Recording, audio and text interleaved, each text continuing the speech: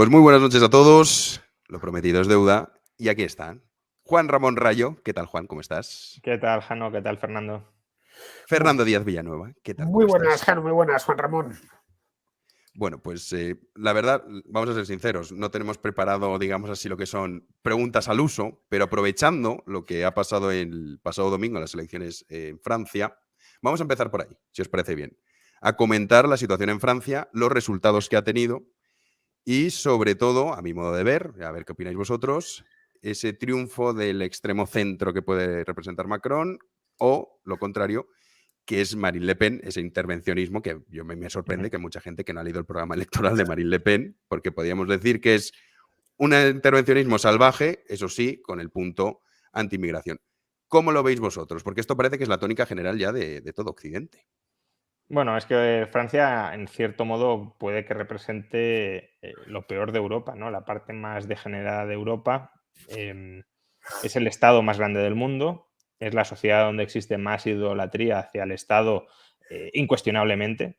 Es decir, allí no se puede plantear una reducción de 5 o de 6 puntos del PIB en gasto público, que sería dejarlo como Suecia, que tampoco estamos hablando aquí de una revolución liberal, es absolutamente implanteable. Donde además el discurso tanto de la extrema izquierda como de la extrema derecha ha calado más. Y esto es curioso, porque se suele decir, necesitamos un estado de bienestar grande para que no se vaya la gente a los populismos de izquierdas o de derechas. Bueno, pues Francia, el estado más grande del mundo y donde más parte del electorado se ha ido a un tipo de populismo o de otro. Y sí, yo creo que es una sociedad muy, muy podrida, pese a que gran parte del liberalismo moderno nace en Francia, pero eso creo que es ahora mismo irrescatable.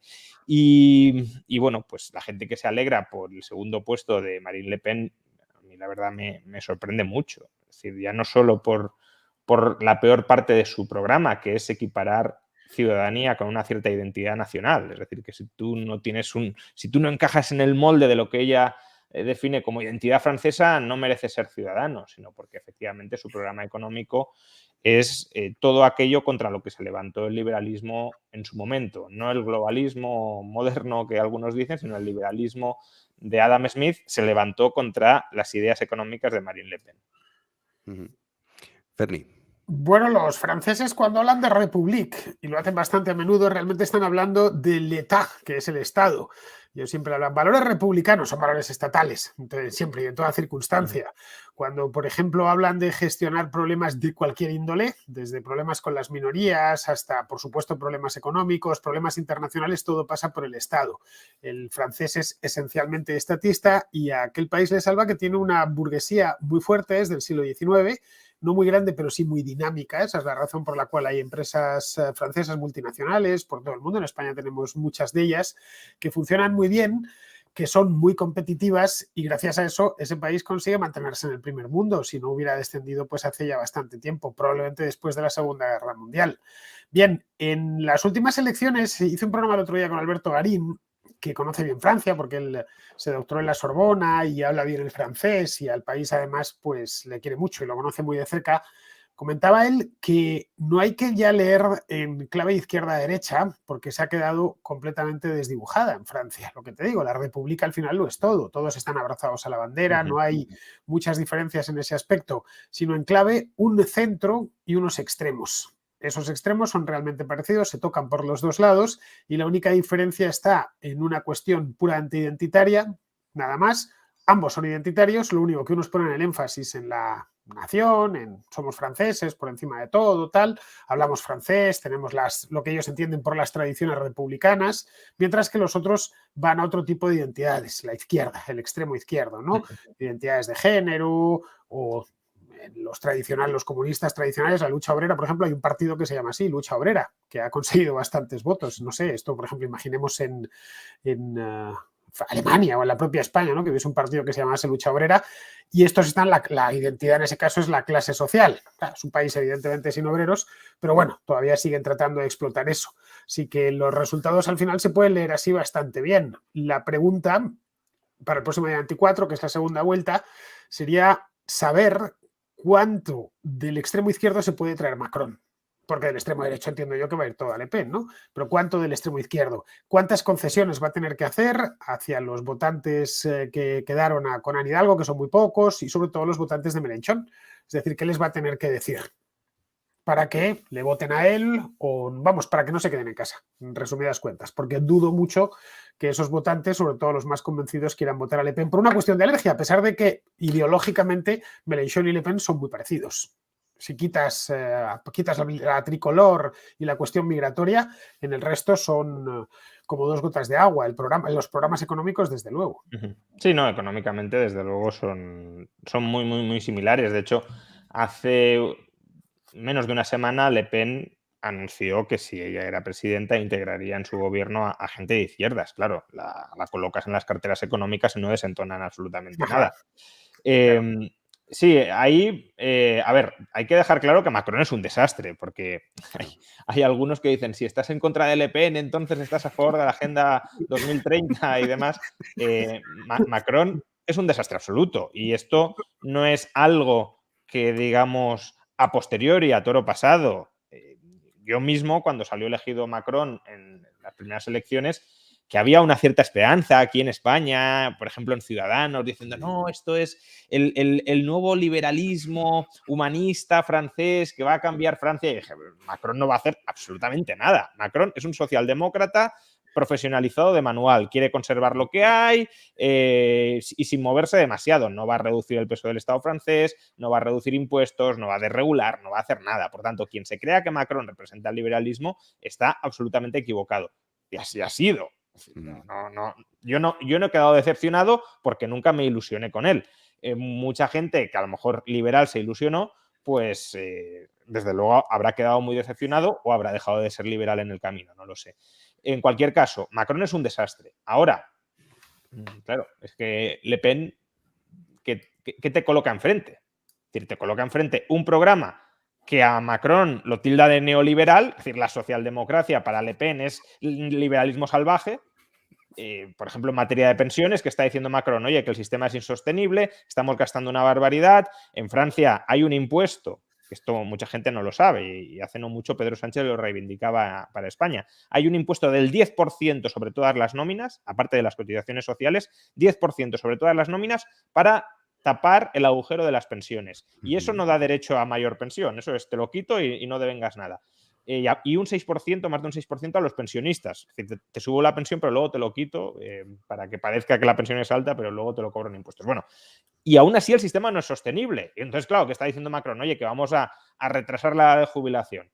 ¿Qué le contesta Le Pen? Eso es liberalismo salvaje, garantizamos que nadie va a sufrir un retraso de la edad de jubilación, si acaso la vamos a adelantar.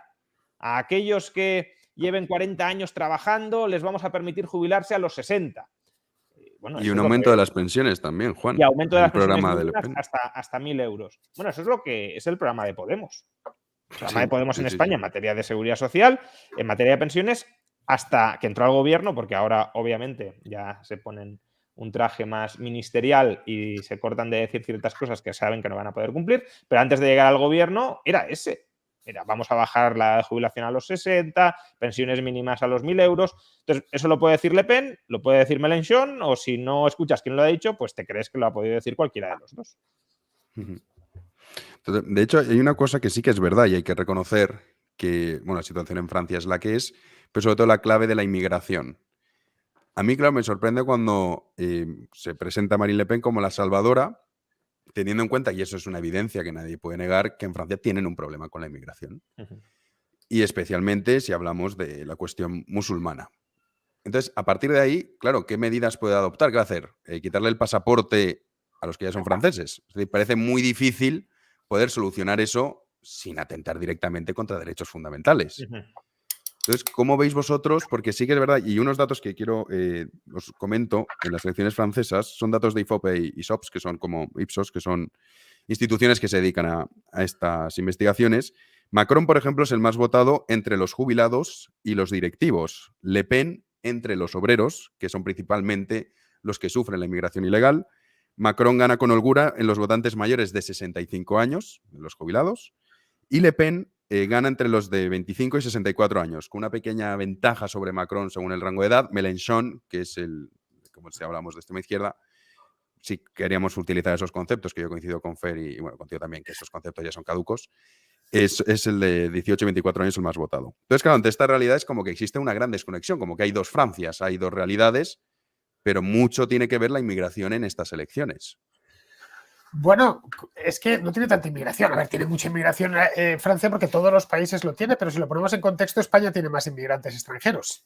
Sí, pero una cosa, Fer, y perdona que te Porque la interrumpa. Una población. cosa es, sí, pero una cosa es los inmigrantes, por ejemplo, que recibe España, en su mayoría, Bueno, o sea, la eso es cuestión al de margen. Hispanoamérica ayuda a la... Luxemburgo tiene el 30%, casi 29% de la población luxemburguesa es extranjera. ¿Vale? Pero por eso depende de... Luxemburguesa. En el caso de Suiza debe rondar pues algo parecido, por el 30% aproximadamente. En España es casi el 13% y en Francia es un poquito menos. El tema es que no han sabido gestionar la inmigración. Alemania tiene también, es un país con algo así como el 14 o el 15% de la población es inmigrante y no son hispanos, como en nuestro caso. En Alemania hay un montón de inmigración de todo tipo y no lo considera el alemán medio un problema, más allá de algún partidillo tipo a la Alternativa por Alemania. El problema de Francia es que precisamente por ese carácter estatista no ha sabido gestionar la inmigración o ha querido gestionarla de aquella manera y lo único que ha conseguido es getificarla. Y eso ha sido preludio de mayores problemas, que son intentan solucionarlo con lo mismo que lo ha ocasionado. Porque si te fijas, el caso de Le Pen es echarlos del país. Ya está, el famoso muerto el perro, muerta la rabia. Como tenemos problemas, vamos a echarles del país. Y el otro, bueno, vamos a aplicarles un poquito más de las mismas recetas que han conducido a que haya zonas enteras de Marsella, de Lyon o del propio París que son intransitables. Lo que ha conseguido que se generen y se formen esos guetos han sido las políticas socialdemócratas, la falsa integración. Bien, quieren meterles más de eso. Bueno, en el caso de Le Pen o de Semur es directamente echar a esa gente, pero me pregunto cómo van a echar a alguien que tiene la nacionalidad francesa, que ha nacido allí, o a alguien que lleva allí 20 años, que es tan francés como cualquier otro. Es decir, al final, si te fijas, Jano, los problemas generados por una serie de ideas, generalmente muy tóxicas, quieren aplicar más de esas mismas ideas para resolverlos. Y en el caso de la inmigración es un problema en buena medida autoinducido, porque en toda Europa hay altas tasas de inmigración, ya te digo, en España hay más que en la propia España, ¿eh? Hay más inmigrantes extranjeros que en Francia, y por supuesto en Alemania, y por supuesto en Irlanda, y por supuesto en Suecia y en Noruega, en Suiza no digamos, y no todos giran en torno a la inmigración, es un tema más del que se abren las elecciones, pero no es el tema principal. Yo no sé cuántos años llevo escuchando en las elecciones francesas que el tema principal es la inmigración. 25 años, tranquilamente, desde que yo recuerdo las elecciones francesas, mediados de los 90, y nada, no se bajan de esa burra porque, si te fijas, es un tema perfecto. Hay un problema, hace falta presupuesto para resolverlo, ya sea porque queremos echar a los inmigrantes o porque queremos subvencionarlos más de lo que ya lo están. Sí, no, a ver, la inmigración, según cómo se ejecute, puede ser un problema. También lo puede ser la población local, que esto a veces nos olvidamos. Es decir, si calan ciertas ideas en la población local y esas ideas se convierten en predominantes, pues el problema lo tienes dentro, no lo traes de fuera. Entonces, claro, si los inmigrantes traen ciertas ideas tóxicas para la convivencia y se juntan y forman guetos, pues eso puede ser un problema. La cuestión es cómo haces frente a ese problema. Echarlos, sobre todo a los que tengan la nacionalidad o la residencia legal, introduce una arbitrariedad absoluta en el poder estatal. Es como cuando Vox dice, vamos a echar a Echenique. Pues, te podrá caer fatal Echenique, pero tú no tienes derecho a echarle. Echenique es ciudadano español y la ciudadanía es una condición que se adquiere frente al Estado y, por tanto, que pone límites a la arbitrariedad estatal. Si podemos echarlos porque no son franceses, definiendo franceses como aquellos que tienen, no sé, 10 generaciones nacidas en Francia, que hablan perfectamente francés tal como lo definimos nosotros, que juran lealtad a la República y demás, pues puede haber mucha otra gente que no sea además de origen musulmán, donde también se le aplique esa capacidad de expulsión. Incluso a lo mejor muchos franceses de cuarta generación o de quinta generación a los que también, según esos principios arbitrarios, se los podría echar. Por tanto, la expulsión, desde luego, no es una solución. La subsidiación para que formen sus comunidades al margen de del resto de la sociedad tampoco. Uno de los elementos que más civiliza y que no se puede ejercer en Francia en su plenitud, precisamente por lo que decíamos, porque tiene un Estado gigantesco, es el comercio. El comercio civiliza, porque tú al comerciar interactúas, al principio sin mucha implicación, pero te vas integrando y vas cooperando en algo que os interesa a los dos, vas confiando en el otro, vas aprendiendo del otro, vas empatizando con el otro, y no porque tengas la obligación de hacerlo, sino porque te interesa hacerlo y al final te integras. Pero claro, si montas guetos subsidiados donde pues los franceses no pueden entrar, donde es posible casi montar una economía de autosubsistencia y donde pues básicamente lo que haces es, en lugar de que los inmigrantes tengan que integrarse comercialmente en Francia, pues les permites formarse su micropaís subsidiado, eso es un desastre, o tiende a ser un desastre, pero lo sería también, insisto, con población local. Si tú permites que eso suceda en la población local, y algunos países lo permiten perfectamente, pues también tienes guetos que son intransitables, donde la delincuencia es muy alta, donde culturalmente se mantienen pues, en una situación absolutamente anticivilizatoria, si lo queremos llamar así, y que choca con el resto de la sociedad. Pero por eso la solución no es ni expulsarlos a dónde, ni tampoco es mantenerlos comprados para que se mantengan como sucede hasta el momento. Y habéis hablado de la palabra globalismo, que está tan de moda estos últimos días, por lo menos en las redes sociales. ¿Qué opináis vosotros de...? Casteando de la lengua, Jano. Para que digan globalismo. Globalismo. ¿Qué opinas tú del globalismo, Fer? ¿Tú crees? No, en serio, ahora, ¿tú crees que somos aquí unos globalistas? ¿Estamos en el globalismo? Pues no lo sé, según. Para muchos seguro que sí, claro. Pero en el Hombre, globalismo tú has criticado mucho a Putin. Entonces tú estás en el globalismo otanista, o sea, tú tienes doble pecado. Tengo, en cierta ocasión a Javier Rubio le dijeron que tenía que percibían mucha otanidad en él. Bueno, pues yo creo que se percibe mucha otanidad en nosotros. Así que el globalismo es un palabra que se han inventado, Jano. Ya está. Antes, si te fijas, tocas que eres muy joven, no te acuerdas. Pero hace 20 años estaban con la gilipollez de la globalización, que les parecía todo lo malo, la globalización. Hacían manifestaciones, lo de Génova, lo de Seattle en el 99. Hubo también una muy gorda en Praga, creo que en el año 2002, si mal no recuerdo. Hubo unos cuantos años que eran los antiglobalización. Pablo Iglesias era un activista antiglobalización, de hecho, en aquella época. Y la cosa se quedó ahí porque la globalización era inevitable, en tanto en cuanto es inevitable desde que el hombre es hombre y nos gusta comerciar con otros semejantes. Ya está, no estamos incompletos y necesitamos a los demás, ¿no? Yo siempre tengo algo que otro deseará y ese otro tendrá algo que yo deseo. Lo único que ha ido pues dando una serie de saltos a lo largo de la historia. La globalización ya existía en el siglo XVII, una globalización mucho más limitada, obviamente, pero ya el mundo estaba globalizado, ¿no? Hasta el mundo romano, por ejemplo, estaba también globalizado en la medida de sus posibilidades tecnológicas. Había comercio entre China y Roma. Se sabe porque se han encontrado monedas romanas en las costas del Índico, ¿no? Se adquirían productos allí, ¿no? Los chinos básicamente siempre han deseado el oro y la plata de Occidente y lo siguen deseando. Es decir, que siempre ha habido globalización y eso no se puede frenar. Como lo de globalización le sonaba un poco izquierdista, pues esta nueva tropa de derecha identitaria extraña que está teniendo tanto éxito de un tiempo a esta parte, pues ha sacado eso de la globalización, ¿no? Meten a Soros, han creado globalismo. El globalismo, ¿no? Eso del globalismo, estás en el globalismo y tal. A mí, que soy viejo ya, todas estas cosas me suenan muy familiares, porque es que las he visto reformuladas ya 300 veces, ¿no? Cada vez que los veo venir tienen a un malo, que es que el malo se les va a morir, que es Soros porque tiene 90 años. Entonces, no sé qué harán el día que les espiche. Su hijo, pero ya tienen a su hijo, ya... Ya, pero no tiene tan cara de malo como el padre.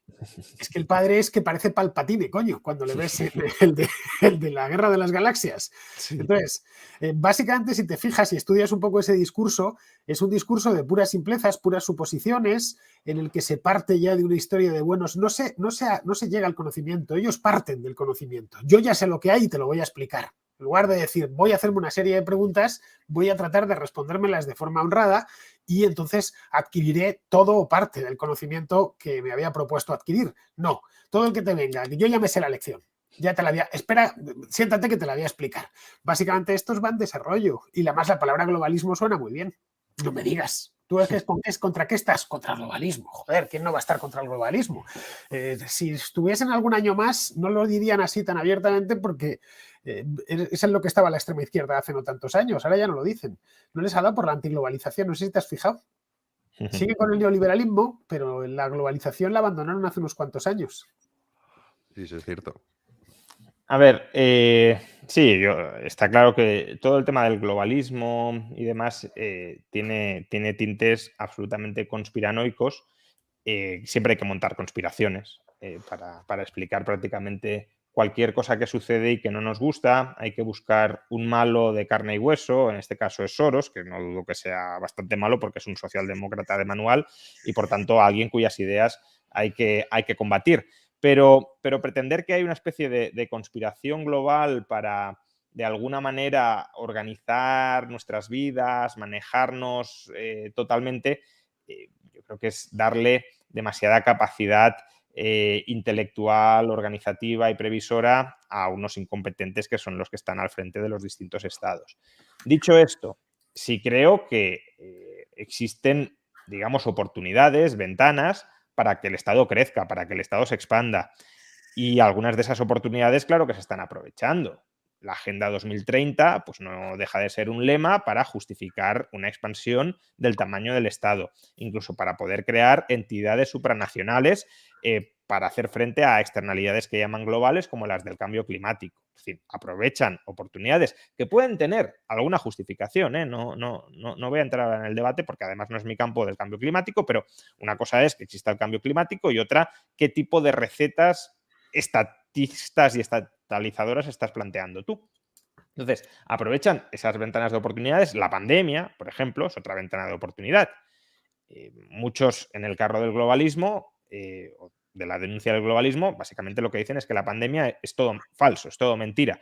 Bueno, no hace falta llegar ni mucho menos hasta ese extremo conspirativo para reconocer que, claro, que los gobiernos han intentado aprovechar las pandemias para crecer, obviamente, como aprovechan las guerras, como aprovechan las catástrofes naturales, como aprovechan las crisis económicas, pero todo eso no significa que todas las guerras, algunas sí, que todas las guerras, que todas las crisis, que todas las catástrofes naturales, que todas las pandemias sean una especie de diseño del Estado para luego justificar la intervención. No, les viene, no lo esperan. Aquí en España, acordémonos el mes de marzo de 2020, si los que negaban la pandemia eran los que ahora decimos que son globalistas, que están intentando aprovechar la pandemia para crecer, en ese momento ellos decían, no, aquí no pasa nada, vamos a celebrar el 8M, todo va muy bien.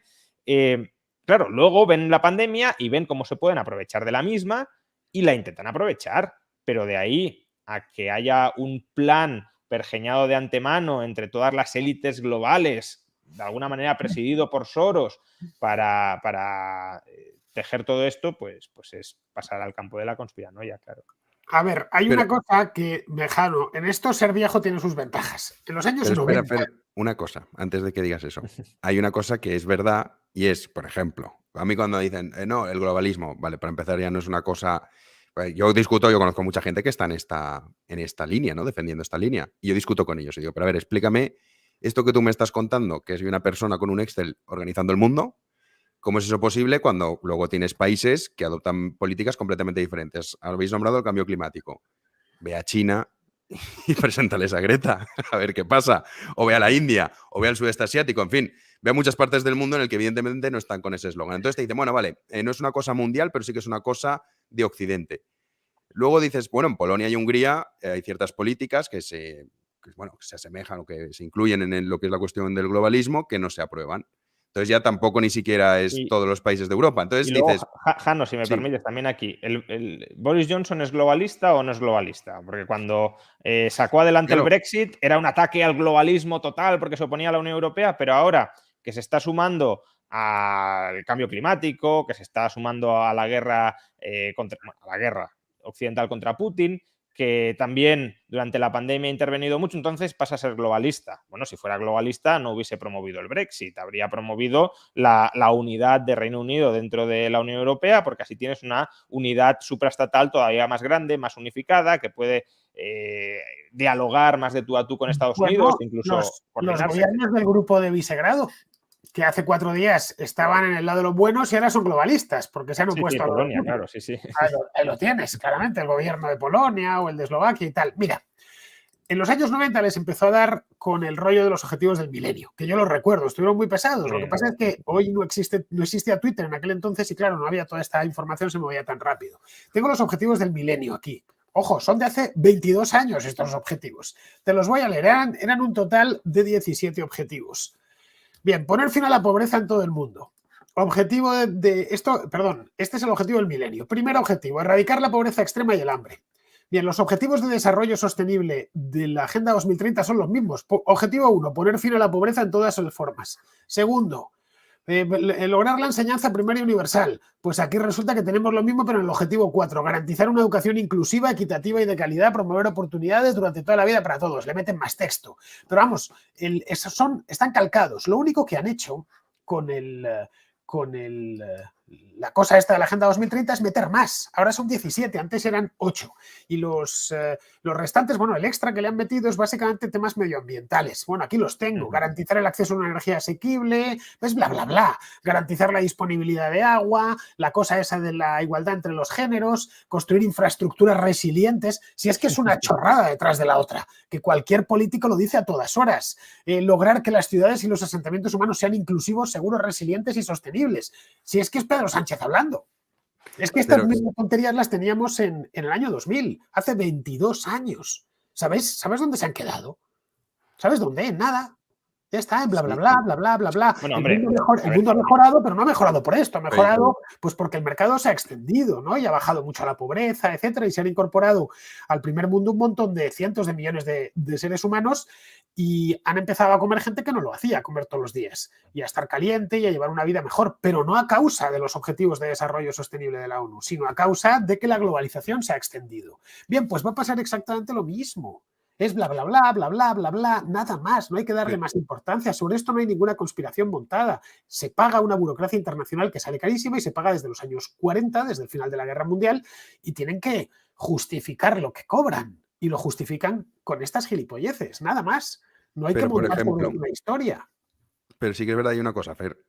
Hay políticas, las políticas medioambientales, vale, ya sabemos que valen en todo el mundo, hablamos de Europa, que sí que se están aprobando y adoptando al unísono en todas partes y que tú no te puedes salir de ello. No, pero Jano, esto es al margen de la Agenda 2030. Es decir, el diseño de la política en Europa es de los años 90. Estamos ahora pagando las consecuencias. Claro, pero lo que me refiero que sí que hay puntos que, vale, a lo mejor no es los que están en la agenda, pero sí que existe una especie de consenso generalizado y es las políticas medioambientales son estas. Y que incluso aunque tú no quieras adoptarlas o quieras salirte, no puedes. En Europa. Es decir, no en Europa. Sí. Justo es lo que he dicho. O sea, no es una cosa. Sí, Europa. Entonces, ya viniendo a la parte. O sea, ya está claro que eso es absurdo pensar a nivel mundial que está pasando eso, porque no. Sino en el caso de Europa, cualquiera que viva en otro país o haya vivido, le interese lo que pasa en otros países, sabe que no es cierto. Pero en el caso de Europa, la Unión Europea se ha convertido en un ente supranacional que sí que va por esa línea y sí que existe todo ese tipo de consensos. Entonces, o sea, evidentemente yo no creo, vamos, que no lo creo, es que si lo creyese lo diría, pero es que no es así. Y mira que he entrevistado gente que tiene ese tinte de que todo esto está orquestado y está todo organizado y luego ves cosas como, por ejemplo, Kamala Harris. Yo recuerdo cuando decía, no, es que esto con la victoria de Biden es la victoria del globalismo, el plan no sé qué Kalergi, no sé qué historias. Y Kamala Harris a los 2 meses se plantó, creo que fue, no sé, fue en Nicaragua o en Guatemala. Guatemala fue, sí. Y diciendo, no vengan que los vamos a echar. Y dices, a ver, o sea, explícame esto. O sea, como no se suponía que estaba todo preparado para... O sea, que sí que existe mucha paranoia y mucha conspiranoia que no se puede mostrar, pero sí que es verdad que existen unos consensos que son muy difíciles salirse de ellos. Bueno, porque, a ver, aquí se mezclan, yo creo, dos cuestiones. Una, en Europa se está construyendo un Estado, que va ganando terreno a los antiguos estados y obviamente eso que supone, pues que la soberanía se va trasladando a un nivel más alto, que es algo que a algunos no nos ha gustado desde el principio. La Unión Europea debería ser una unidad comercial, económica, pero no una unidad política. Pero bueno, se está construyendo. Entonces, si se está construyendo, evidentemente vas a percibir que estás perdiendo soberanía en tu Estado nacional, porque es que se está destruyendo el Estado nacional poco a poco, se está minando el Estado nacional para construir un Estado europeo. A largo plazo, esto no es algo que vaya a ser en 5, 6, 7 años, poco a poco se van dando en esa dirección. Entonces, esa es una cuestión. Y por eso quienes están entrando ahí, equivocadamente, de ahí que yo celebrara el Brexit en su momento, con cautelas, pero en principio creo que es algo positivo, pues quienes están entrando ahí no tienen margen de maniobra porque hay muchas competencias que están perdiendo. Y por tanto, lo que decías, Jano, de no nos podemos salir del guión, no, es que el guión ahora lo marca Europa. La Comisión Europea, el Consejo Europeo. Entonces, ahí no hay mucha escapatoria, salvo salirse de la Unión Europea, claro. Luego, otro nivel es que en el mundo, al menos en Occidente, hay un consenso socialdemócrata cada vez más extendido. No hay muchas diferencias entre los gobiernos europeos porque el grueso de la población en la mayor parte de países desarrollados pues tiene unas ideas, unos un poquito más, otros un poquito menos, pero unas ideas socialdemócratas. Algunos socialdemócratas con tintes más conservadores, otros con tintes menos conservadores, pero socialdemócratas. Es decir, todo el mundo quiere un Estado de entre el 35% del PIB, los más liberales, al 50-60% del PIB, y de ahí no te sales. Y si alguno se quiere salir fuera de Europa, se puede salir, pero es que tampoco se quieren salir porque el consenso mayoritario, ya digo, es socialdemócrata. Con lo cual, las personas que tenemos otro punto de vista distinto al mayoritario, pues claro que podemos sentir que hay un rodillo que nos asfixia y que nos aplasta y que no hay forma de diferenciarse, pero es que ese es el rodillo ideológico dentro de una democracia funcional. Las mayorías imponen su voluntad sobre las minorías y ya está, no tienes otra alternativa. Y eso, además, dentro, como decía, de una Unión Europea que se está formando, que se está desarrollando, que se está constituyendo y que, por tanto, aunque hubiese algún Estado miembro de la Unión Europea donde hubiese un giro muy importante ideológico en la población, pues o se sale de la Unión Europea o se tiene que someter, porque ahora el demos europeo es más amplio y, por tanto, no tenemos tanta autonomía, por desgracia, como teníamos antes. Aquí, por ejemplo, una pregunta que nos dejaba Nandok, que dice: saludos familia, un besito, ¿qué recomendáis hacer desde el punto liberal, supongo punto de vista liberal, para revertir esta situación? Votar igual, políticos abusan del poder. No votar igual, ignoran la abstención y además hay movimientos colectivistas que lo acaparan. ¿Qué hacer, pues? Guerra de las Tenéis miedo, ¿eh? No, es que esperaba que Fernando... No, yo que hagan, que se pongan a salvo ellos mismos. Yo cada vez peor, más a lo mío y más individualista. No hay Sí, bueno, pero vives en sociedad, Fer, o sea, me refiero. No, yo vivo aquí solo, macho, en esta cueva. Sí, coño, pero si mañana te vota la mayoría de la población. No hay solución colectiva, me pondría a salvo, tío. Ya está. Sí, No bueno. hay solución colectiva posible, no la hay. No, ni revolucionaria ni nada por el estilo. Que no pierdan el tiempo, como lo perdí yo de joven. Ya está. Que se preocupen de lo suyo, de su familia, de lo que le pilla más cerca, y si ven que esto se torna asfixiante, que se abran. Ya está. Y que pongan a salvo lo suyo cuanto antes. No hay posibilidad. Por lo que dice Rayo, si es que al final un gobierno se parece a la gente sobre la que gobierna, ¿no? Cuando dice, no, es que ¿por qué tenemos a Pedro Sánchez? Pues porque los españoles se han elegido. No le demos muchas más vueltas, y si no es Pedro Sánchez será Feijóo, que tampoco es tan distinto, ¿no? En muchos aspectos. ¿Por qué en Francia ha habido quien ha salido? El tema de la vacuna eso está peor, porque si hubiese estado El pasado tema con del COVID Feijóo, fue peor, nos de hecho. hubiese obligado a los españoles a vacunarse, vamos, quería multar a los que no se vacunasen en Galicia, que esto muchos Y, han ojo, olvidado. la gente encantada, mucha gente encantada. Así que en esto no hay posibilidad. Que si tenéis, qué sé yo, 20 años o 25, no perdáis el tiempo. No tiene solución. Ya está. Además, en nuestro caso, que es un continente ultra mega envejecido, con gente, con jubilados por un tubo, a los que les han prometido una pensión a costa de los que están trabajando en la mayor parte de los países. Pocas revoluciones va a haber en esa dirección. Más bien todo lo contrario. Vamos a terminar pues como en Francia, que van a enchufar un 10% de impuesto a los salarios para mantener el sistema como sea. Y todo además encantados de que sea así. No hay posibilidad, no lo sé en otros lugares del mundo, pero desde luego en Europa no hay cero posibilidad. O sea, el Estado ha prometido pagos a demasiada gente. Y esto solo se sostiene sobre un sistema fiscal que siempre es cada vez más asfixiante. Joder, ¿no os acordáis de cuando subieron el IVA en el año 2010? No, esto es temporal, es una cosita por un momento, ¿no? Del 16 al 18, luego Rajoy lo mismo, el temporal al 21. Lo subirán al 25. sin demasiados problemas y no hay posibilidad de echar marcha atrás porque el Estado es una empresa de seguros. Pero es que es el Estado español, el Estado francés, el Estado italiano, el Estado alemán, todos, el Estado británico, son empresas de seguros gigantescas que todos los meses, cuando el día 1 de cada mes, tienen que hacer tacatá y poner miles de millones de euros encima de la mesa para pagar desempleados, para a quienes se les ha prometido un pago si se quedaban desempleados, para pagar pensionistas a quienes les ha prometido un pago toda la vida, porque además les ha estado quitando dinero para esto, pagar empleados públicos. No hay posibilidad, no existe. La ventaja, bueno, pues mientras todavía se pueda seguir viviendo aquí, pues viviremos aquí.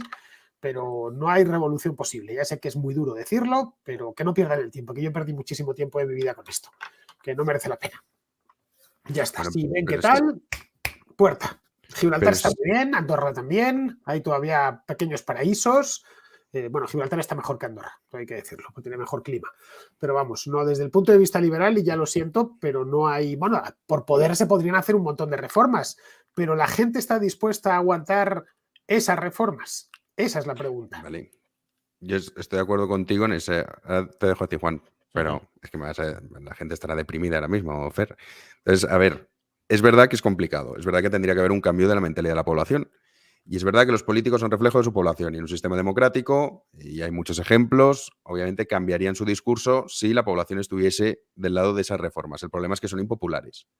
Entonces, como son impopulares, y yo siempre pongo el ejemplo de Turgot, cuando fue ministro de Finanzas en Francia. Él hizo unas reformas estupendas para la economía, pero como eran impopulares, lo cesaron. Lo echaron rápido. Sí. Dijeron, lárgate, porque es que son impopulares. Dice, pero bueno, he reducido el déficit, he reducido la deuda, he conseguido acabar con estos gremios que tenían monopolizado prácticamente todo. ¿Y me echas? Sí, porque eres impopular.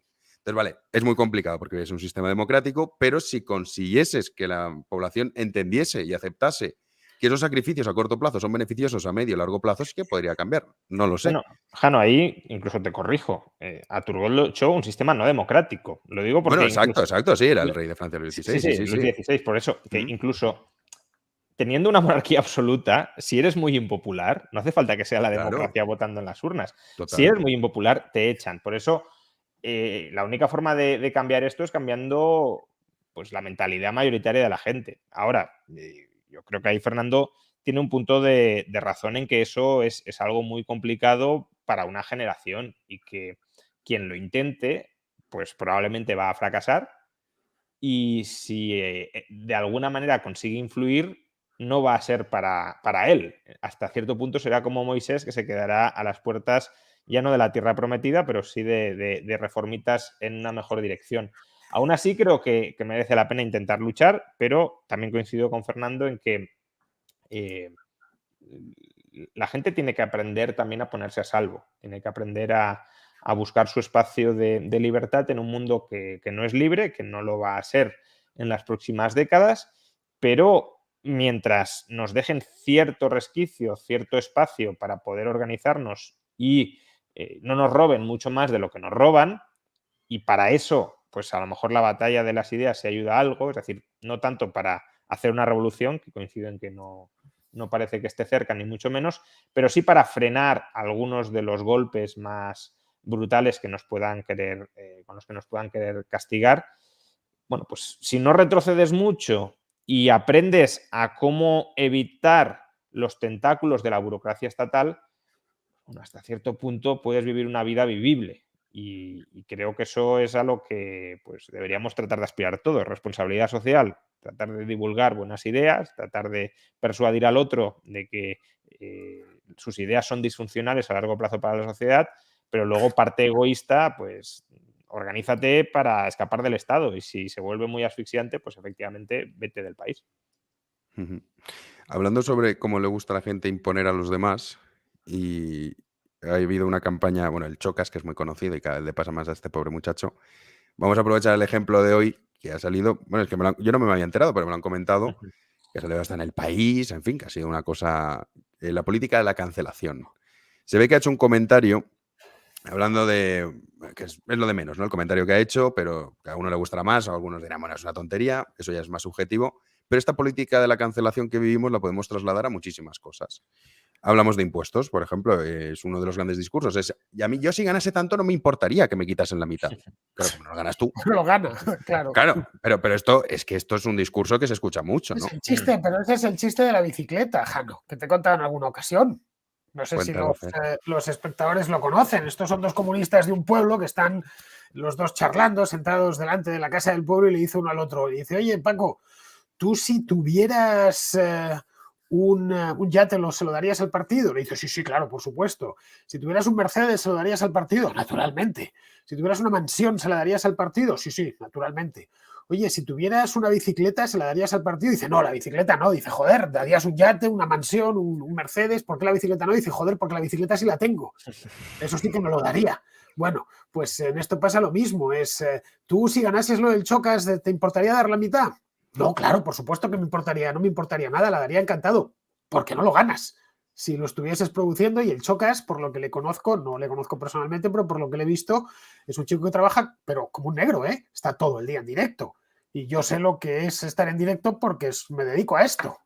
Bueno, nosotros tres. Sabéis lo duro que es este oficio y la de horas que hay que echarle y la de renuncias personales y familiares y todo lo que tiene. Pues entiendo, me puedo poner en su piel. Lo que gana, lo gana justamente. Es un chico muy ocurrente, además. Tiene a toda la chavalería de 15, 16 años completamente seducida, ¿no? Como para decirle, oye, mira, lo que vas a ganar, el 75% me lo tienes que entregar. Pues no le compensa, es normal que el Chocas termine yéndose a Andorra, como le ha pasado a tantos. Recordad la que se armó con el otro, con el ídolo juvenil el Rubius, sí. Pagaba la mitad de lo que ganaba. La mitad, y ojo, el Rubius es otro profesional como la copa de un pino, ¿no? Y de nuevo, como me dedico al mismo trabajo, un trabajo muy parecido, me puedo poner en su pellejo, ¿no? Claro, pero es que el Estado te ha pagado qué sé yo, el colegio y no sé qué. Bueno, me lo pagaría mi padre con sus impuestos, ¿no? El Estado realmente no me ha pagado nada. Y por supuesto que he pagado todo el caso del Rubius con la cantidad de impuestos que ha pagado, pues 2 millones al año estaba pagando, un disparate. Vamos, ha pagado la sanidad, las carreteras y el colegio de las próximas 7 generaciones de Rubius, en el caso de que vivan en España, ¿no? Pues este tipo de cosas. No, al pobre le están crujiendo. He oído por ahí que el tal Chocas, que a quien conocí hace muy poquito tiempo, supe de su existencia, vamos, al parecer antes no se quejaba y era por lo visto muy admirado y no se metían con él. Y ahora le están cancelando porque da su opinión. Exacto. Sí, bueno, ha habido esa aparente continuidad. De nuevo, no sé si hay relación causa-efecto, pero con la cultura de la cancelación, desde luego hay que buscar esa causa y ese efecto porque es bastante habitual, ¿no? Si dices algo inconveniente, te conviertes en un enemigo público. Esto en parte viene de esa idea, yo creo que basura, de que todo lo personal es político, ¿no? Una idea que es una idea totalitaria, porque justamente lo personal es aquello que escapa del foro público. Y claro, cuando todo lo interpretas en clave de lucha de poder, de cómo lo que haga o lo que diga esta otra persona afecta a mi probabilidad de mantenerme en el poder, pues a los demás los ves como enemigos, ¿no? Esto es lo que decía Carl Smith, de que la distinción básica en política es amigo-enemigo. Entonces, si tú no remas en la dirección de darme poder, eres mi enemigo. Y el Chocas, pues se hizo no digo que se haya hecho popular por esto, pero tuvo unos cortes muy populares hace unos meses criticando pues lo que decía antes Fernando, el alto nivel de fiscalidad en España, el nuevo régimen totalmente aberrante que quieren imponerles a los autónomos, y todo esto, claro que perjudicó en cierto imaginario colectivo a este gobierno y a lo que hay alrededor, mediática, ideológica, partidistamente de este gobierno. Con lo cual, en lugar de decir, bueno, pues es un chico que ha expresado su opinión, además, en muchos casos sin demasiado criterio, sin demasiado fundamento, es decir, la intuición puede ser muy buena, pero no es que probablemente se haya mirado cuál va a ser la legislación fiscal o la propuesta de los autónomos con detalle. En lugar de decir, bueno, pues es su opinión, dejémosle que se exprese como quiera. No, como has expresado una opinión que va a perjudicar a mi partido porque le puede restar votos entre un segmento de la población, tú te conviertes en mi enemigo y por tanto te voy a colocar en la mirilla. Y eso significa que te voy a estar permanentemente vigilado para que cuando metas, aunque sea mínimamente la pata, o podamos coger algo que has dicho y lo podamos retorcer y malinterpretar para tirarte a la jauría contra ti, lo vamos a hacer porque hay que aniquilarte públicamente para que, primero, para que los demás aprendan y para que opiniones tan explícitas como las que mencionaste en su momento no se repitan por otros, para que otros no tengan la tentación de seguir por ese camino. Y luego porque tenemos que desprestigiar públicamente. Es decir, tenemos que aniquilar cualquier aura de credibilidad que puedas tener. Y eso yo creo que es en gran medida lo que estamos experimentando. Nos podrá gustar más o menos lo que ha dicho el Xócar, nos podrá parecer más o menos barbaridad, pero creo que la amplificación mediática y social que se está haciendo de esas palabras para atacarlo personalmente y para enterrarlo públicamente, que es la cultura de la cancelación, creo que obviamente es exagerado y puede, ahí creo que no hay que ser demasiado conspiranoico para pensarlo, que entre muchos de los que se están sumando a ese linchamiento sí existe una intencionalidad política clara. Y luego también quizá un componente de envidia, ¿no? Porque muchas veces este tipo de linchamientos es que aquí el éxito no se tolera. Entonces, el Chocas es un hombre muy exitoso, haciendo lo que hace. Cuidado, si es un éxito amigable con el poder, porque ahí tienes el caso de Ibai. Claro, pero sí, claro, pero sí es. Pero bueno, Ibai no es tan polémico como es el Chocas. Claro, es por la eso forma de digo hablar, que pero ya es la forma de hablar, las bromas que hace. Sí, y también ha dicho, a mí me parece muy bien pagar impuestos aquí, Sí, etcétera, claro. etcétera. Si es un éxito blando que el poder pueda aprovechar para decir, no, si no estamos en contra del éxito, si no estamos en contra de los ricos, fijaos, este señor. Si se puede instrumentalizar por el poder en su favor, ahí no vas a tener ningún problema. Y por eso también los otros ven y aprenden.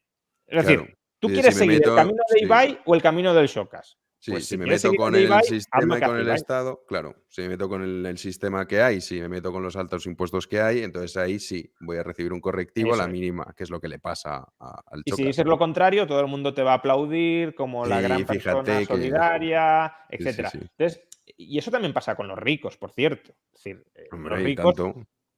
Pensemos en el caso de Botín, por ejemplo. ¿Por qué dice todo lo que dice y hace lo que hace? Porque está invirtiendo en su imagen pública. Claro, si Botín dijera cosas totalmente contrarias, pues habría una campaña de hostigamiento contra ella y los demás aprenderían que no han de seguir por ese camino. Pero de nuevo estamos en lo que decíamos antes. Si lo queréis, la dictadura de la opinión mayoritaria predominante, que además con la cultura de la cancelación, como mencionaba antes, ya ni siquiera restringe la batalla en la esfera estrictamente política, sino que todo ámbito, toda expresión de la vida de una persona se convierte en un acto político y, por tanto, si no te comportas públicamente, porque privadamente no te podemos ver de momento, pero públicamente no te comportas como creemos que te has de comportar para que mi partido, mi gobierno, las personas con las que yo me relaciono permanezcan, se consoliden en el poder, entonces eres mi enemigo.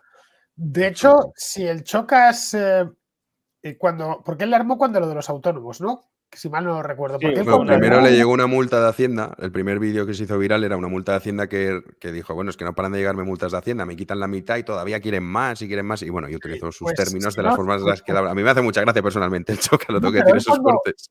Él cuando lo del Rubius, creo que dijo que le parecía muy bien pagar impuestos. Nadie supo de él. No pasó nada, era de los nuestros. En el momento en que puso en duda el discurso hiperfiscal, en ese momento es cuando le señalaron.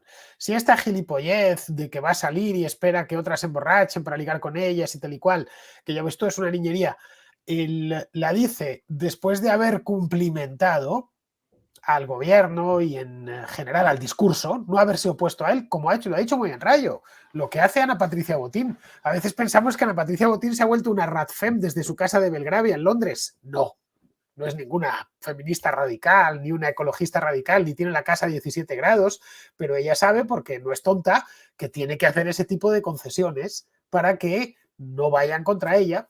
Ya está. Otros millonarios en España lo que prefieren es estar callados, pero es que muchas veces estar callado ni siquiera basta. Mira la que le arman a Rocha, al de Mercadona. O a Mancio Ortega. A Mancio Ortega. Y los otros no dicen esta boca es mía. Nunca ha dicho absolutamente nada, ni se ha metido con nadie, pero es justamente de los más insultados porque no rindes pleitesía, que es de lo que se trata. Es decir, lo que esperan de ti es que rindas pleitesía, que te arrodilles ante el poder y que además te sumes de alguna manera en la campaña del poder. Pues aquí sí que tiene cierto encaje lo de la Agenda 2030, pero no como un plan perfectamente organizado detrás, sino como una señal costosa a la que te tienes que adherir. Si tú te adhieres a ese credo que hemos creado para que todos nos autorreconozcamos, pues entonces eres de los míos, eres de los buenos, etcétera. Insisto, ahí no hace falta que haya ningún plan detrás. Basta con que todos...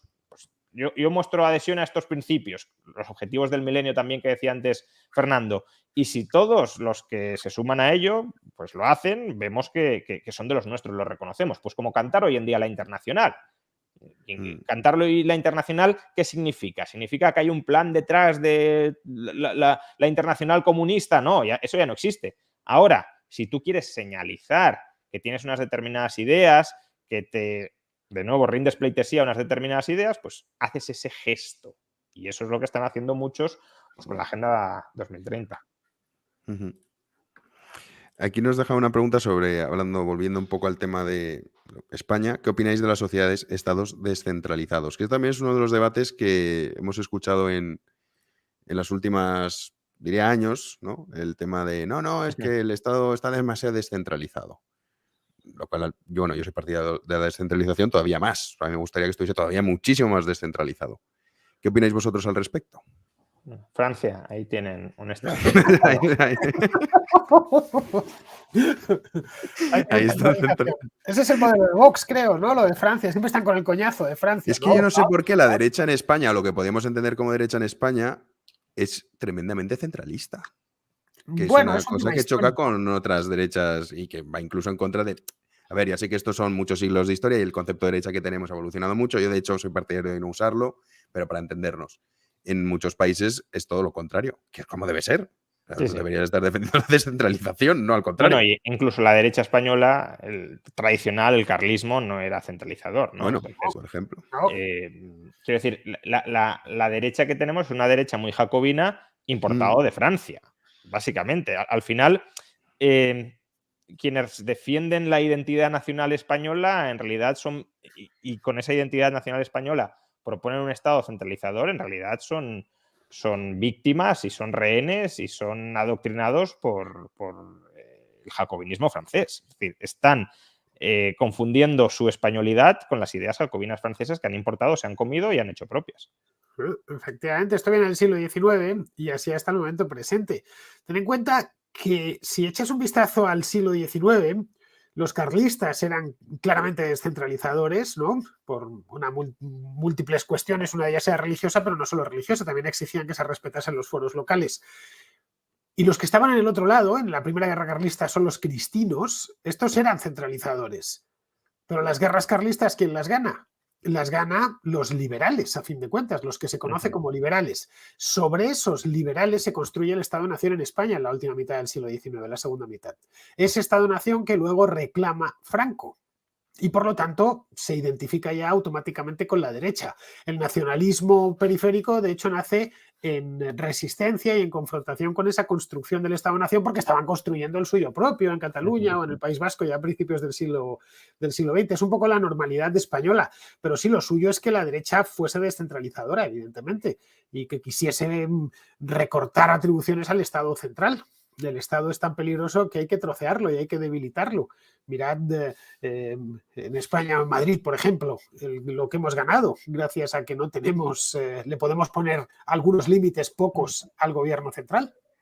Es que eso lo quieren cargar, por cierto. Incluso en la Revolución Francesa, que es cuando surgen los términos izquierda y derecha, los girondinos eran descentralizadores. La izquierda jacobina eran precisamente los centralizadores. Por tanto, en su mismo origen terminológico, la derecha ha sido descentralizadora, ha defendido la autonomía, tan descentralizadora que debería llegar a descentralizar hasta el individuo, o al menos hasta la comunidad local, ¿no? La derecha ha sido tradicionalmente localista. ¿Por qué? Pues porque las tradiciones tienen una base muy local. Eso de decir, no, tradición de todo el pueblo francés, eso es algo construido. Eso es ingeniería social, es racionalismo a la escala estatal. Y la derecha, definiendo derecha de manera muy extensa, incluyendo también el conservadurismo, el conservadurismo desconfía de esas construcciones artificiales y superimpuestas. Y por eso es una filosofía política más apegada a la realidad, escéptica con las revoluciones, con la nueva planta, con la tabla rasa, y todo eso es lo que hace el jacobinismo centralizador cada vez a mayor escala. Si es que aquí además, fijaos que hay algo muy curioso. La derecha española es centralista con respecto a la descentralización interna de España, pero en cambio es descentralizadora con respecto al globalismo de la Unión Europea. Porque no están diciendo, bueno, si la centralización es buena, vámonos todos a Bruselas. No, están diciendo, no, queremos el Estado-nación español. Bueno, pero si es bueno, y coincido, estar descentralizados frente a Bruselas, ¿por qué no es bueno estar descentralizados frente a Madrid? ¿Qué pasa? Que esto, por arte de magia histórico, la unidad política perfecta es España o es Francia. No, es decir, España, Francia, ya fueron en su momento procesos o resultados de procesos globalistas con respecto a las comunidades locales que existían. Y era lo moderno, entonces. Sí, Hace claro. siglo y medio lo moderno era el Estado-nación como el español, que iba a traer ferrocarriles, que iba a quitar aduanas internas, que iba a dar una lengua de educación, una instrucción pública. La ley Moyano es de 1858, ¿no? Por primera vez eran cosas muy progresistas para la época. En cambio, eso lo consideran ahora que ha estado siempre ahí. El Estado-nación es algo bastante reciente, los Estados-naciones actuales, incluso en los países del occidente europeo, no digamos ya en los de Europa Oriental, que son mucho más recientes, en algunos casos de los años 90, como el caso de Ucrania, ¿no? Del que ahora se habla tanto. Pero vamos, que lo han dado eso como si hubiera estado siempre ahí, como si el Estado-nación hubiera estado ahí. No, apareció y desaparecerá. ¿Y sabéis lo que pasará cuando desaparezcan los Estados-nación? Nada, porque nunca pasa nada. Nosotros duramos un segundo en la historia. No estaremos ninguno de los que estamos aquí y estarán nuestros quintos nietos y estarán con sus afanes y con sus movidas para entonces. Así que no os hagáis tanta mala sangre, ni España es una realidad eterna, ha durado lo que ha tenido que durar, ha adquirido distintas formas políticas y no sabemos tampoco cuánto va a durar. No tenemos ni idea. El factor de la casualidad en la historia es tremendo. ¿Nunca os habéis planteado qué hubiera pasado si en 1640 al conde duque de Olivares no le da por pedir dinero a los portugueses para que pagasen las campañas de Felipe IV en Europa y los portugueses no se hubieran rebelado? Hoy hablaríamos de Portugal como hablamos de Andalucía, ¿no? Como una región de España seguramente la más poblada. Y diríamos, no, es inconcebible que España, que Portugal no forme parte de España. Pues es tan concebible como que lleva 4 siglos conformando otro Estado-nación distinto. Y nos parece lo normal. Bueno, toda la hispanidad, ¿no? Que se ha ido secesionando en su momento. Claro. Hispanoamérica, pues si no se hubiesen separado, hoy serían provincias de España. Desde hace fuera. siglos, además. Ahí sí que no diríamos, nada. si forman parte de España desde hace siglos. ¿Y qué? Ahora no forman parte de España, ¿y qué pasa? Pues a lo mejor para ellos peor, no lo sé, pero en todo caso no se ha venido el mundo abajo. No, es lo que es. Pongamos por caso que en 1898, después de la guerra de Cuba, Estados Unidos no le pide en el Tratado de París a España la isla de Puerto Rico. Puerto Rico no tenía independentistas, a diferencia de Cuba o de Filipinas, no había un movimiento independentista ahí. Y bueno, y Puerto Rico se queda formando parte de España ya el resto del siglo XX, como las Islas Canarias o la Guinea Española y tal, y nunca se independiza. Hoy hablaríamos de Puerto Rico como hablan los holandeses de Aruba, o los franceses de la Guayana Francesa, o de los franceses de Guadalupe, por ejemplo. Y no hubiera pasado nada, ya está, no hubiera pasado nada, y hoy sería impensable decir que un puertorriqueño no es español. Pues bueno, las cosas sucedieron como sucedieron y ya está, y es lo que es. No hay... A mí esas inmanencias eternas del jacobino me fascinan. De verdad, me fascinan. Son como esto es así, toda la historia se conjuró para que llegásemos a esto. Cuando realmente hemos llegado a esto por un conjunto de carambolas y casualidades un tanto caprichoso. La unidad del destino en lo universal, ¿no? Sí, ese rollo de la unidad de destino en lo universal. Estábamos desde la antigüedad más remota, nuestros antepasados celtíberos, que ni se entendían entre ellos, ya tenían claro que alguna vez iba a existir algo llamado Estado español y tal y cual. Así que todos esos esencialismos a lo único que conducen es a no entender nada, y de lo que se trata es de entender el mundo en el que vives y por qué es como es, ¿vale? A fin de cuentas, las humanidades van de esto, no van de otra cosa, no van de cambiar el mundo, van de entenderlo, que es lo que muchos no tenemos. Hay un marxista te diría que no, pero... Bueno, sí, un marxista te diría que los filósofos se tienen que dedicar a transformar el mundo. Sí, luego lo que hacen es empeorarlo, transformarlo para mal. Sí, que esa es la otra, ¿no? Pero vamos, el caso de Ucrania, que lo tenemos ahora mismo en la prensa, ¿no? Ucrania es independiente de nuevo por una carambola en 1991. Ya está, unos años tontos de 1985 al 90 con Gorbachev, el sistema se les vino abajo, Chernóbil, la guerra de Afganistán, en fin, una serie de circunstancias completamente imprevistas, de cisnes negros encadenados que dieron al traste con lo que había sido un imperio que había durado siglos, como había sido el imperio de los zares que heredó después la Unión Soviética. Bien, hoy los ucranianos están defendiendo su independencia y a mí me parece bien porque están defendiendo su país actual. No el país de hace 300 años, sino el país actual, lo que ellos quieren defender. Y además les entiendo perfectamente. Si yo fuese ucraniano, tampoco querría caer en manos de Vladimir Putin y de su régimen, ¿no? Porque es un régimen odioso. Pero vamos, que dicen es que es un país sin historia. Bueno, es un país sin historia, tiene su propia historia, pero es que el presente, el pasado te ayuda a entender el presente, no te obliga, no te condiciona el presente. Políticamente, además, en función de los intereses muy concretos, ¿no? Es que esto siempre fue así, tiene que ser así.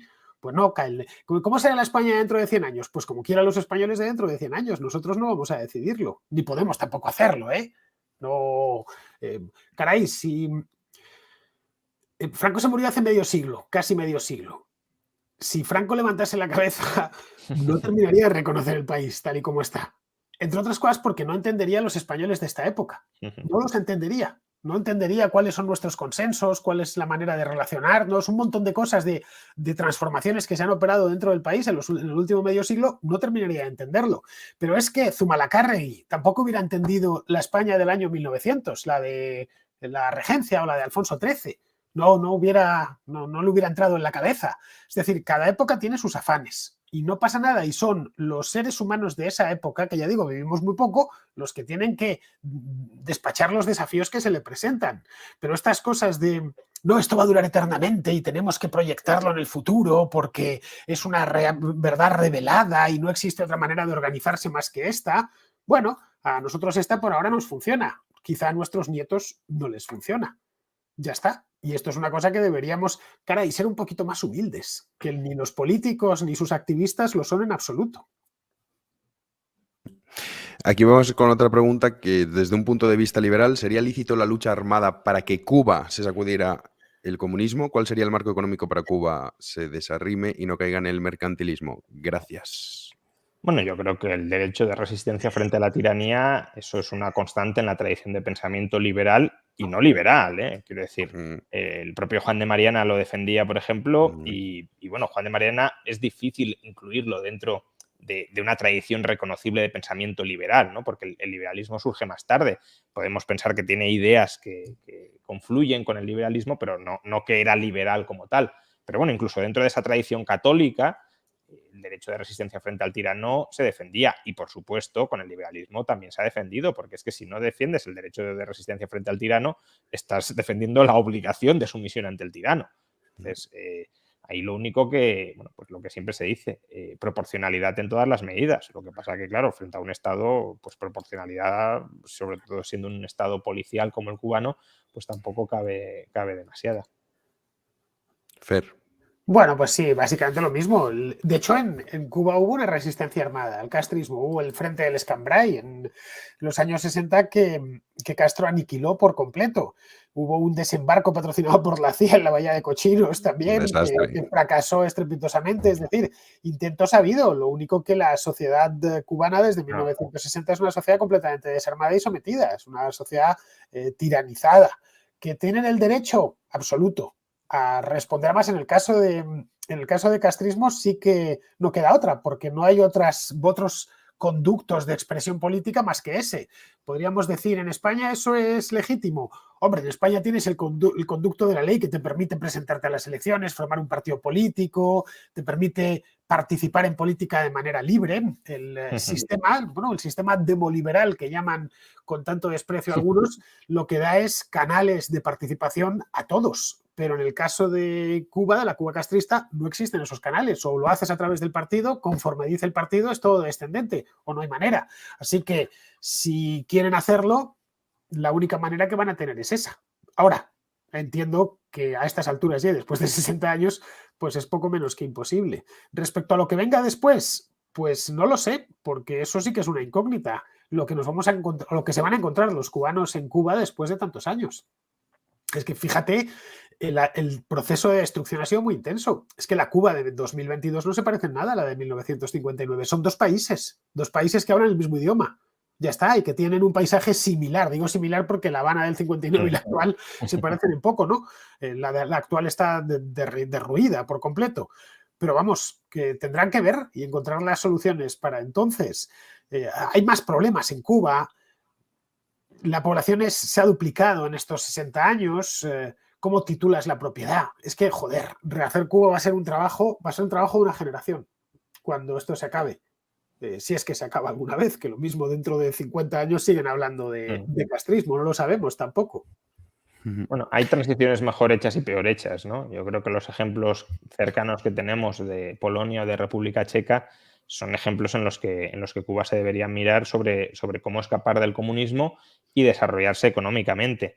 Lo mencionaban el otro día, el desarrollo de Polonia durante los últimos 30 años ha sido el mismo que el de Corea del Sur.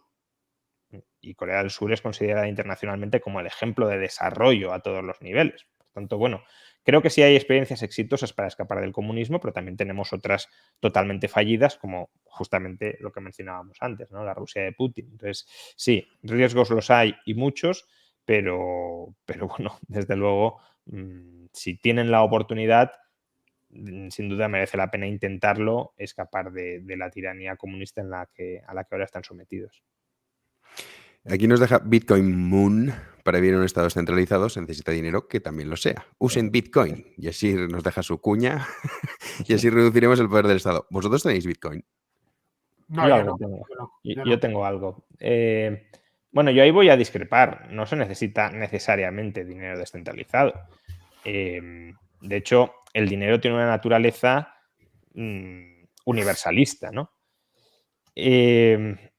Bueno, depende cómo entendamos también descentralizado. Si entendemos que el patrón oro era descentralizado, sí, la emisión minera era descentralizada, ¿no? Pero lo que quiero decir es que no hace falta muchos dineros en competencia. Eso no es necesario. El dinero tiende hacia la universalidad y, por tanto, puedes tener muchas microcomunidades políticas que todas ellas utilizan el mismo dinero. Si es buen dinero, pues comerciarán con esa unidad monetaria común.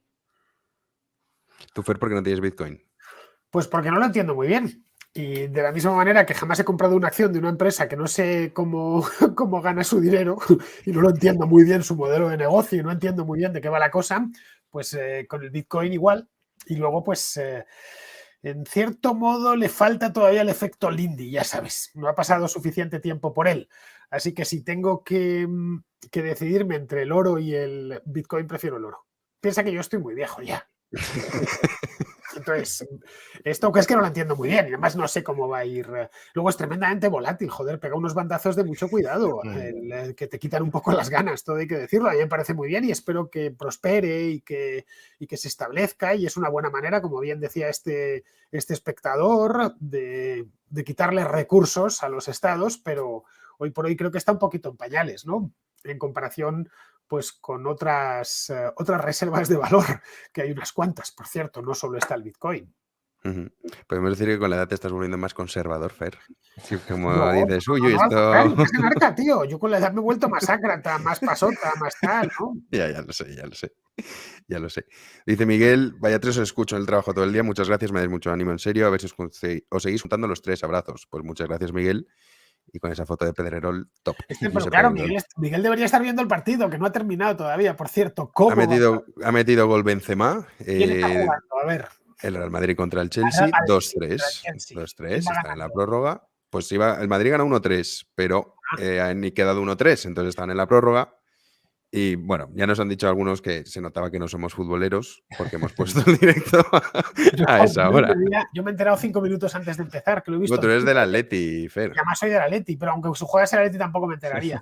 No me interesa mucho el fútbol. Pero tú eres del Atleti por una cuestión histórica. Familiar, ya sabes, uno cuando es niño, siempre pues dices que es el equipo padre, de Madrid. ¿cuál es el mejor equipo y tal? Y te dicen, pues es el hijo, es el Atleti, mi abuelo también era del Atleti, y luego es el equipo de la ciudad. No hay mucho más, ya está. El Real Madrid es para gente como tú, que has venido de Valencia. Eso es el Real Madrid. Esa es su función. Ahora van a entrar todos los haters a decir, Bien, vale, y esto os lo voy a decir mirando. Si queréis que el Madrid sea el equipo de la ciudad, poned el oso y el madroño en el escudo. Entre tanto, lo que tenéis ahí es un acertijo extraño, un monograma que no se sabe muy bien qué dice. Así que ya sabéis, oso y madroño. Cuando lo tengáis me lo plantearé. Es un club de fútbol globalista. Se llama globalista. ¿Tu equipo eres, Juan? ¿O no tienes ninguno en especial? Bueno, tengo cierta simpatía con el Real Madrid, pero vamos, quizás sea por la Agenda 2030 también. Pero, Juan Ramón, tío, tú tienes el Villarreal y tienes el Castellón, puedes elegir. Sí, pero ya estoy afincado aquí. Pero lo que dices tú, Fer, es para gente que venimos de fuera, pues es nuestro Real Madrid. Aquí, sobre la afirmación de Rayo de que el comercio civiliza, creo que no siempre es así. Una prueba creo que serían las tiranías de Rusia o China. Yo estoy totalmente en contra de lo que dice Enrique Benito, porque China precisamente se ha civilizado mucho a través del comercio en comparación con la época de Mao. Evidentemente no ha llegado a los estándares occidentales, pero ojo que está ahí, o sea, que cada vez va avanzando más. Bueno, ha firmado el Tratado de Libre Comercio más importante de la historia, lo ha liderado China. Esto hay que tenerlo en cuenta. Aparte que el contrafactual es complicado, ¿no? Es decir, si China se hubiese desarrollado sin comerciar con Occidente y sin volverse interdependiente con Occidente, la cuestión es, ¿sería más fácil o más difícil una guerra contra China? Yo creo que sería más fácil. Es decir, China ahora tiene una cierta posición de no quererse meter en ningún conflicto militar, porque aún no tiene potencia militar suficiente, pero también porque eso la debilita económicamente, y la debilita económicamente porque depende del comercio. Entonces, cuando yo digo que el comercio civiliza, no estoy diciendo que sea el único factor y que sea una garantía de que una sociedad se va a volver absolutamente libre. No, lo que digo es que las personas se vuelven interdependientes, que tienen oportunidades para cooperar sin necesidad de matarse entre ellas, porque si no comerciamos, si tú tienes algo que yo quiero, la única forma que tengo de conseguirlo es quitándotelo y por tanto invadiéndote y arrasándote. Y que se va generando confianza. Pero claro, también había confianza entre Alemania y Rusia y bueno, pues esa confianza en parte se ha roto, pero la muestra de que en parte el comercio civiliza lo tenemos en la posición alemana frente a Rusia. Es decir, Alemania está diciendo, yo es que no quiero cortar totalmente los lazos porque dependemos. Claro, de hecho, Scholz al principio estaba con el tema de las sanciones, cuando se planteaban, no sabía muy bien qué hacer, él estaba como, bueno, yo esto no... A lo mejor las sanciones son necesarias, pero creo que ahí hay una muestra muy, muy clara de cómo si tú dependes del otro, pues tiendes a tener un menor enfrentamiento con el otro. Claro que el otro pues puede hacer otras barbaridades, pero contigo pues intenta no hacer demasiada sangre. Y además, en el caso de China, no hay que comparar la China actual con el Occidente actual, sino la China actual con la China de los años 60. La China de los años 60 enterró a 40 millones de personas de hambre. El gran salto adelante, ¿no? La China de los años 60 es la de la revolución cultural. Era un país como Corea del Norte actualmente. De hecho, podemos comparar la China actual con Corea del Norte actual, un país abierto al mercado y un país que no lo está, ¿no? Uno es una distopía stalinista y el otro es un país que es una dictadura, y eso es indiscutible, un régimen muy poco deseable, pero del que al menos los chinos se pueden ir. No lo olvidemos. Es que un chino puede tomar un avión e irse del país. Es que eso no podía hacerlo en el año 1976. Aquí parece una tontería, pero al final la redención individual se suele olvidar. En cierta ocasión, discutiendo con una compañera de trabajo, cuando yo trabajaba en Telecinco, que era muy castrista, le pregunté, desde hace 20 años, era cuando detuvieron a Raúl Rivero, recuerdo, y a los poetas, en la primavera de 2003 fue esto, que me decía que era horroroso, tal, que fíjate que las dictaduras de derechas eran peores, y le dije, sí, todas las dictaduras son malas, hija, pero... porque, claro, el castrismo, pues entonces es malo, pero tan malo como el Chile de Pinochet. Y le dije, bueno, al menos del Chile de Pinochet te podías ir. De la Cuba de Castro no te puedes ir. Es la diferencia, ¿no? Y en el Chile de Pinochet al menos podías vender la tienda que tenías o tu empresa o liquidar tus ahorros y marcharte a otra parte del mundo. En la Cuba de Castro no tienes ni siquiera unos ahorros de los que tirar. Y le pregunté, bien, si tuvieras que elegir entre quedarte, entre nacer en el Chile de Pinochet o la Cuba de Castro, ¿qué preferirías? Bueno, la tía se me revolvió, porque no sabía qué decir, claro, y me dijo la Cuba de Castro. Le dije, bueno, pues ya no podría salir de allí. Yo preferiría el Chile de Pinochet porque al menos me podría ir. Parece una tontería ese hecho de que haya posibilidad de redención individual, pero es fundamental. No me gusta, me voy. Y además dispongo de mis bienes. Puedo llevarme lo que tengo, venderlo, disponer de ello, acceder a un pasaporte y largarme. Parece van a una tontería. Te van a cancelar Perdón, en este directo, Fer, eres el próximo. Has dicho muchas cosas muy polémicas, que lo qué sepas. cosas muy polémicas. Vale, primero lo del Real Madrid, ahora esto, que te cogen el corte bien cogido, Bueno, pues la chile bien... que cojan lo que les salga de los huevos. Si quieren, se lo digo en audio, sin problemas, vamos. Que cojan lo que les dé la gana. El hecho es ese, es decir, no. Un Sí, país no, que es convierte así, o sea, sí, es evidente que... O sea, esto pasa que mucha gente dice, bueno, pero no puede ser si todas las dictaduras son malas. Pero dentro, incluso de la maldad, hay niveles de maldad. Claro. Igual que dentro de las cosas que son buenas, también hay niveles de bueno, más bueno o menos. Entonces, bueno, esto también hay que decirlo, que no pasa nada. Bueno, a ver, la izquierda también reconoce eso. Quiero decir, la izquierda lo que pasa que dice que algunas dictaduras de izquierda son menos malas que las de derechas, pero que también gradúa las dictaduras, no dice todas son Sí, malas. Ni mucho sí, pero ya menos. sabes que es la doble moral. O sea, si lo dice Sí, la sí. izquierda, entonces sí, está bien y claro, y se entiende. Si lo dice la derecha, ¿qué estás diciendo? Bueno, lo de Ujú. siempre. La última pregunta profunda, que para ya 15 minutos cerramos. Un liberal no puede ser patriota porque los países son algo siempre sujeto al cambio. ¿Cómo incardinamos este sentimiento de pertenencia con algo así? Saludos a los tres, sois muy grandes. Muchísimas gracias, Jota. Bueno, pertenencia a qué, ¿no? Quizá a una cultura.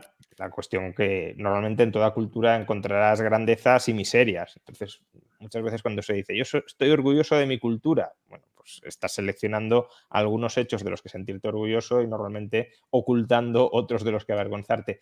Y luego creo que también puedes sentir aprecio o pertenencia, incluso orgullo, de sistemas o marcos institucionales que generen prosperidad y que permitan a la gente vivir. Yo, si fuera suizo, estaría muy orgulloso de Suiza, pero no por su cultura ancestral o por la identidad de ser suizo, que no se sabe muy bien cuál es, sino por el marco institucional que tiene Suiza y defendería ese marco institucional. Ahora, claro, decir no, porque he nacido español, he de estar orgulloso de ser español y sobre todo he de estar orgulloso del Estado español, hombre, ¿no? Del Estado español cualquier persona decente se debería avergonzar profundamente. Bueno, aquí habría que preguntarse antes qué es ser patriota. Y esto nos lleva a la pregunta, ¿qué es la patria? La patria en principio es la tierra de nuestros padres. Bien, ¿cuál es nuestra patria? Pensadlo. ¿Es España, es Europa, es el mundo hispano, es Madrid, es Valencia? Que podemos empezar a acotar patrias. ¿Cómo definimos? Incluso Benicarló, Fernando. Claro, pues Benicarló. ¿Cómo definimos? Bueno, de hecho, Benicarló es la patria chica de Juan Ramón. Ya está. Sí. Bien. ¿Cómo definimos nación? Es que esa es la clave. Porque es que es una palabra que se puede definir de mil maneras. Podemos ir al diccionario de la Real Academia, nos va a decir, pues es un conjunto de personas con una serie de pautas culturales, lingüísticas, religiosas comunes. Eso es una nación. Bien, si os fijáis, pertenecemos a varias naciones a la vez, que se solapan las unas con las otras. Ahora, si lo que me dice ser patriota es defender el Estado español, no. Eso no es ser patriota, eso es ser idiota, no patriota. ¿Vale?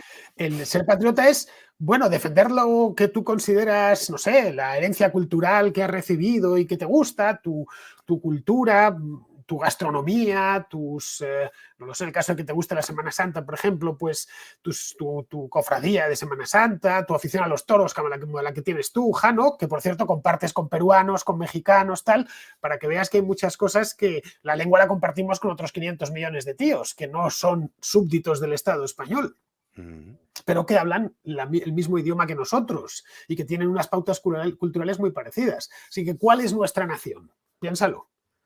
Pues varias. Yo soy español, soy hispano, soy europeo, soy occidental, soy madrileño, soy un montón de cosas. Si vamos creando esos pequeños subgrupos o esas pequeñas comunidades con una serie de pautas comunes.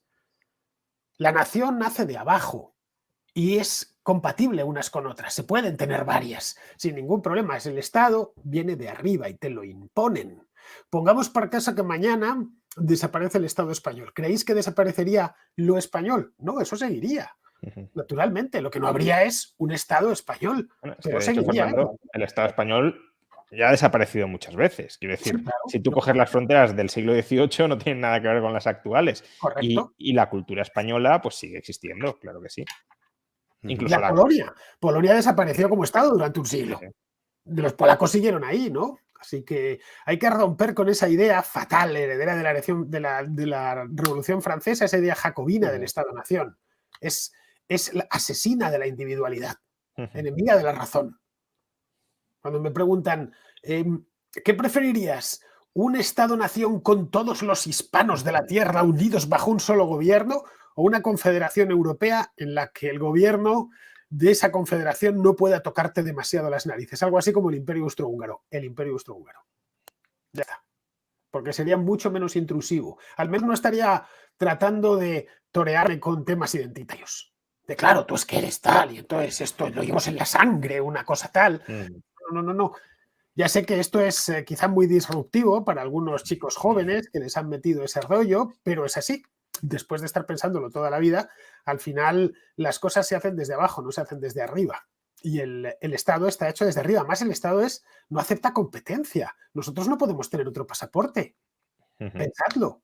Es el que tenemos. Y si pillamos otro, tenemos que devolver el actual.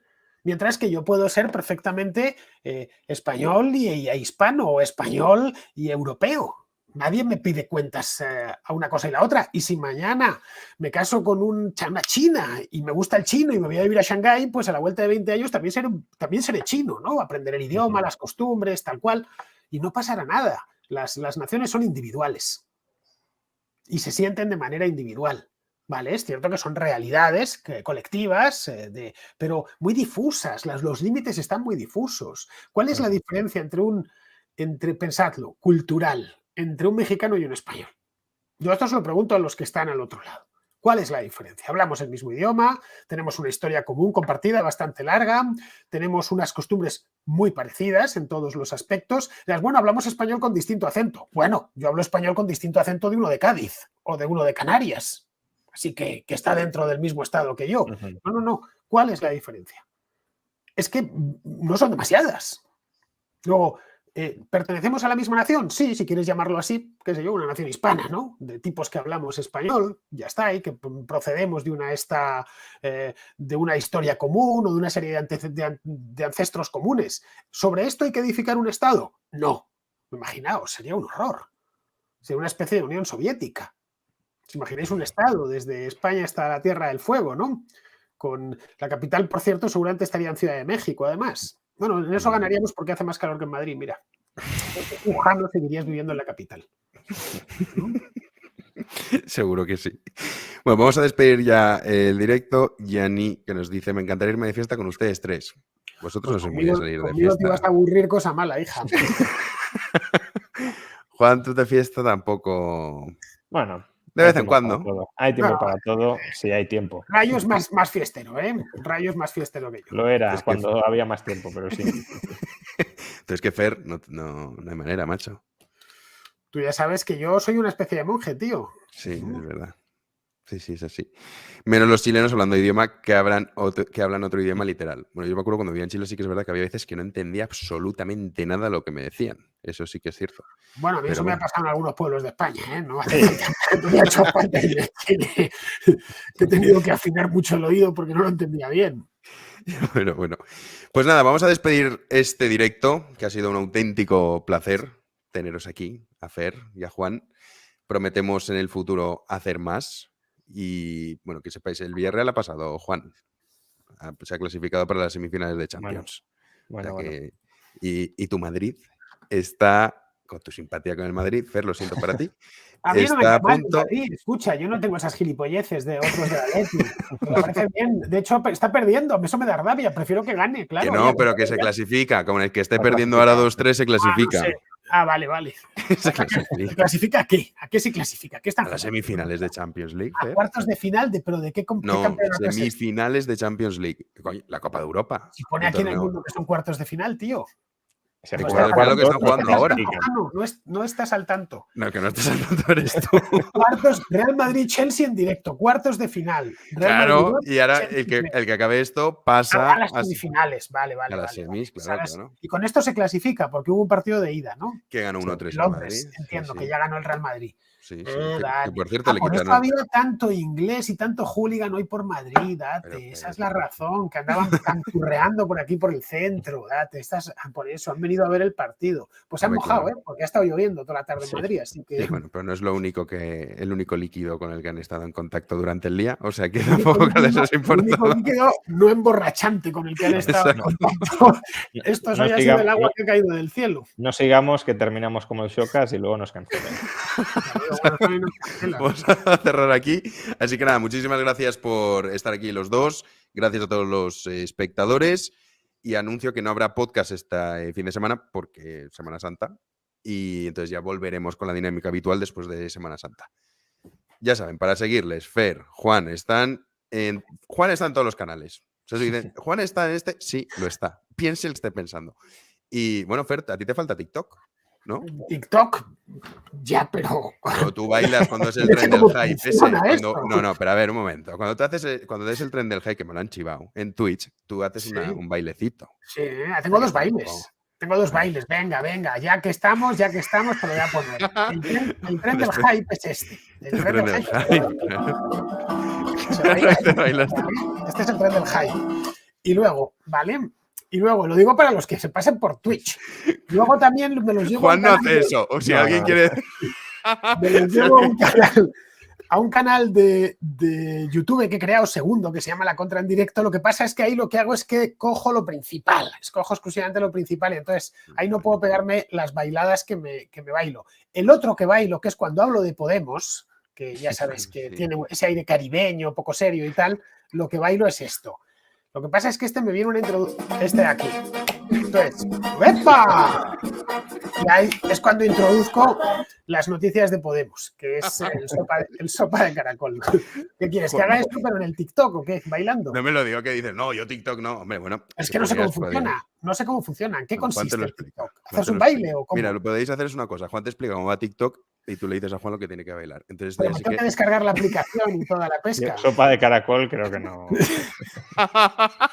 No te imagino ya. Oye, me ha Bailando gustado, sopa de- ¿eh? Ha gustado. Mira, ahí está. Bueno, pues despedimos y de verdad que muchas gracias, ha sido un auténtico placer reuniros aquí y un gusto absoluto haber sido el anfitrión de este reencuentro, que será el primero de muchos. Así que nada, muchísimas gracias a los dos, muchachos. Venga, cuídate, Venga, Jano. muchas gracias. Hasta Hasta otra. luego.